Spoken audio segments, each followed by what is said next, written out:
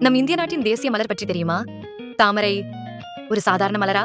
இல்லை, அது நம் நாட்டின் ஆன்மாவின் அடையாளம். தாமரை மலரின் சிறப்பு என்ன தெரியுமா? அது களிமண் நிறைந்த நீரில் பிறக்கிறது.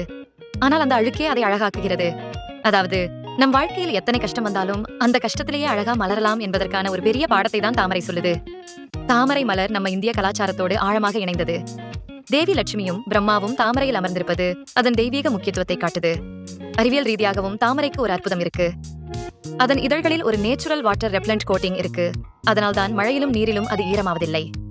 இதைத்தான் லோட்டஸ் எஃபெக்ட் என்று விஞ்ஞானிகள் அழைக்கிறார்கள். தாமரை இந்திய பண்பாட்டில் தூய்மையின், அமைதியின், மறுபிறவியின் சின்னம். அதனால்தான் அது இந்திய தேசிய மலராக அறிவிக்கப்பட்டது.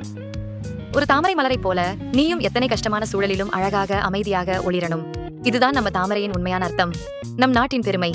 தாமரை விதைகள் 1000 ஆண்டுகள் கழித்தும் முளைக்கும் திறன் கொண்டது. அதாவது, இது அமரத்துவத்தின் சின்னம். தாமரை இந்திய ரூபாயில், ஆலயங்களில், சின்னங்களில் இடம் பெற்றிருக்கும். சீனாவும் எகிப்தும் தாமரையை புனித மலராக மதிக்கின்றன. ஆனா இந்திய தாமரையே மிகவும் தனித்துவமானது.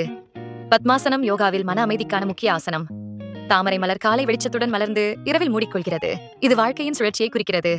இதனாலேயே இந்தியா தாமரை மலரை தேசிய மலராக அறிவித்துள்ளது. நன்றி. மீண்டும் அடுத்த வீடியோவில் சந்திப்போம்.